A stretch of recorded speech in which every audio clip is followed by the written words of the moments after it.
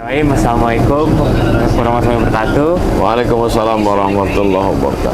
Saya Afin dari Kori Apparel. Ya. Alhamdulillah banget bisa dapat kesempatan kayak gini. Terima kasih Ustadz. Alhamdulillah. Semua tim UAS.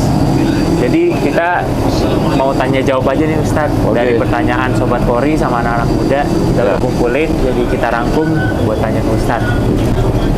Pertanyaan seputar nggak cuma seputar ajaran Islam tapi juga seputar UASnya sendiri. Jadi kayak kita penasaran nih UAS tuh kayak gimana gitu. Ya. Jadi langsung aja karena berhubung ini kemerdekaan ya, dekat-dekat kemerdekaan, Kak Ustadz nih pernah nggak ikut lomba 17-an waktu kecil gitu atau remaja? Saya di SD setiap hari Senin petugas upacara. Masya Allah.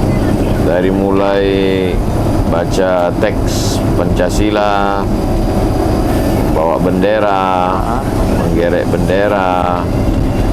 Kemudian saya aktif di Pramuka. Wah, Kemudian 17 Agustusan panitia di lingkungan tempat tinggal Panjat Pinang. oke. Kemudian sebelum ke Mesir kita tahun 1998 masih Orde Baru, wajib penataran ujian itu, ujian bahasa Arab, ujian Al-Quran, Oke. ujian Pancasila dan Undang-Undang Dasar 45. Oke, baik. Ya, jadi sebelum ke Mesir juga saya kuliah di AIN. Situ ada ospek, orientasi pengenalan kampus. Setelah itu kita penataran P4. P4 apa itu? Pancasila, Undang-Undang Dasar 45. Oh. Kemudian setelah pulang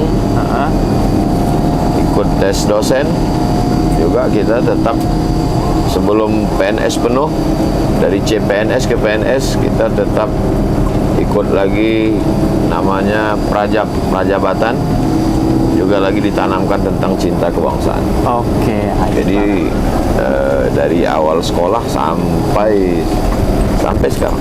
Oke, baik. Terus kita juga sedikit kulik-kulik tentang Ustadz nih. Katanya Ya. sih, katanya kalau Ustadz ini suka banget sama buah duren. Bener nggak Ustadz? Saya di kampung itu, memang di kampung kami itu dulu waktu saya masih kecil banyak pohon durian. Oh, oke. Jadi kalau kami libur sekolah, kami tidurnya di pondok durian. Jadi pohon durian itu di bawahnya dibuat pohon pondok, tidurnya di situ untuk menjaga dari pencuri. Jadi yang menanam pohon itu ya kakek-kakek kami dulu. Ketika awal membuka kampung itu mereka menanam pohon durian tua-tua, semacam jenisnya dengan berbagai macam jenis. Jadi dari kecil dibesarkan di lingkungan kampung yang banyak pohon durian, kemudian menjaga kebun durian, warisan dari kakek-kakek orang tua. Tapi dengan berjalannya waktu, kemudian pohonnya ditebang, ada yang dijual, dijadikan rumah dan lain sebagainya. Masih ada pohonnya di kampung ibu saya. Jadi bukan sesuatu yang dibuat-buat, memang natural, alami, bagian dari perjalanan hidup. Masya Allah. Waktu Berarti emang kecil mandi di sungai, libur sekolah malam ngaji, datang ke guru, kemudian kita dulu nakal-nakalnya itu begitu. Nakalnya paling tidak seperti anak sekarang, nakalnya narkoba, main judi online. Kalau kita dulu nakalnya ya gitu, nggak pulang tidur di kebun durian, mandi di sungai, main layang-layang, aktif, badan sehat. kebiasaan apa sih Ustadz yang biasa Ustadz lakukan ketika mau tidur sama pas bangun tuh? Biasanya kan kalau kita nih anak muda bangun tidur pegang HP, sebelum tidur pegang Bangun HP. tidur pertama kali, walaupun di rumah, walaupun dalam perjalanan, di hotel, di penginapan, sedang pengajian, pertama kali mandi. Oh, Karena dengan mandi itu, walaupun nanti pengajiannya jam 8, saya mandinya tetap jam 4 subuh. oke. 1 jam sebelum azan subuh, mandi dulu. Habis mandi, sholat sunat. Sholat sunat wudu, sholat sunat taubat, sholat sunat tahajud, sholat sunat hajat, sholat sunat witir, baca Quran, zikir. Tak lama itu kalau diurutkan, insya Allah setelah itu azan subuh, sholat subuh. Jadi itu yang rutin saya lakukan. Jadi kalau ditanya resep makanan khusus nggak ada, minuman khusus nggak ada, paling mandi sebelum subuh. Mandi itu awal mula Ya, itu ya? fresh, Ya, segar, fresh. sehat. Baik. Untuk selanjutnya nih ada mengenai suka duka Ustadz di perjalanan dakwah. Ada nggak sih kayak hal momen paling berkesan yang lucu atau yang buat Ustadz, oh ini nggak bisa dilupain nih? Karena saya sempat dengar cerita Ustadz, tapi bukan Ustadz Abdul Somad, cerita dari Ustadz Dasa Patif. Katanya dia tuh pernah nerima ini amplop yang buat istilahnya buat penceramah ya, tapi yang dia terima tuh bukan buat amplop penceramah, malah amplop untuk qori yang baca Quran gitu. Pas dibuka, loh kok qori gitu, ketawa gitu. Mungkin dari Ustadz ada yang benar-benar berkesan gitu yang nggak bisa dilupain. Saya mungkin terlalu banyak kesan, jadi akhirnya menjadi tidak berkesan. Saking banyak yang berkesan ya. Oke, baik. Yang terakhir nih Ustadz, Ya. Minta pesan nih buat anak muda sama buat sobat Qori tentang pentingnya menjaga pakaian sebagai identitas kita sebagai umat muslim. Islam itu datang tidak membatasi model, Ya. dia hanya mengatur menutup aurat. Jadi itu memperlihatkan Islam itu agama yang universal. Silakan mau pakai style apa aja, yang penting menutup aurat. Bagi perempuan tidak sempit, menutup aurat, tidak transparan, longgar, tidak membangkitkan hawa nafsu. Bagi yang laki-laki lebih simpel lagi, tertutup dari pusar hingga ke lutut, menutup aurat. Maka silakan pakai apa saja. Innallaha jamil, Allah itu maha indah, yuhibbul jamal, dia suka kepada keindahan. Kul, makanlah, washrab, minumlah, walbas, berpakaianlah, watasaddaq, bersedekahlah, min ghairi sarafin, jangan berlebih-lebihan, wala makhilatin, jangan untuk angkuh dan sombong. Jadi berpakaian itu sesuai dengan fungsi pakaian, melindungi diri dari panas dan melindungi dari cuaca dingin. Menutup aurat, sehat, insyaallah.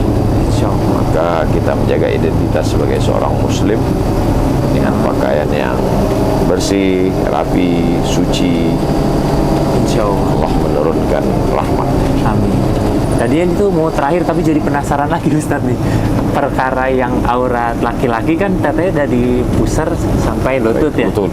Berarti kalau misalnya kita andai kata nggak buat sholat nih, tapi kayak keseharian cuman kayak nutupin aurat itu doang, apakah Kalau ada boleh orang gitu? dulu di pondok kita pakai sarung tutup pusat, kadang sarungnya sampai ke betis, kadang ke lutut.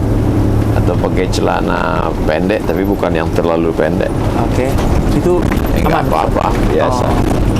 Tapi jangan lupa juga ada yang disebut dengan batas-batas kepantasan. Oke, baik. Jadi bukan masalah halal haram. Misalkan ada pengajian, saya pakai baju kaos, pakai celana bola, Iya. lalu kemudian yang lututnya tertutup. Secara fikih kan nggak masalah. Iya. Tapi secara kepantasan, pakai celana panjang pun menutup aurat. Kalau kita soan ke kiai, ke pondok juga kurang adab. Oh. Jadi tetap jaga ke habaib, ke kiai gitu pakai kain sarung. Ini bukan masalah halal haram, ini masalah kepantasan. Pantas nggak pantas itu melalui rasa. Kalau kita udah sering kenal dengan kiai, kenal dengan habaib, kenal dengan ulama, itu rasa kita menjadi lebih halus. Oke, baik. Jadi bukan lagi. Itulah pentingnya lain padang, lain belalang, lain luwu, lain ikannya, lain kampung, lain adat istiadatnya, kita perlu tahu. Panjang tuh. Tapi aja. Oh iya, ada titipan satu. Jadi Sobat Qori ini sebenarnya sebenarnya banyak yang nggak dari pesantren nih Ustaz. Kayak misalnya mereka tuh ingin, ya dari SMA, lulus SMA tuh pengen kayak dapat beasiswa ke Mesir tuh caranya gimana ya? Kan kalau dari pesantren kan biasanya ada kayak info-info Ya. khusus gitu. Tapi kalau yang kayak bukan dari pesantren kan mereka juga bingung gitu dapat dari Pertama kursus bahasa Arab. kursus bahasa Arab. Ya, bahasa Arab. Setelah itu menghafal Al-Quran. Persiapan sekitar 3 juz. Oke. Jadi kuncinya 2, bahasa Arab dengan Al-Quran. Setelah itu berangkatnya dengan ijazah madrasah aliyah. Madrasah aliyah itu kalau Diknas, SMA, SMK, madrasah aliyah itu Kementerian Agama. Oh, oke.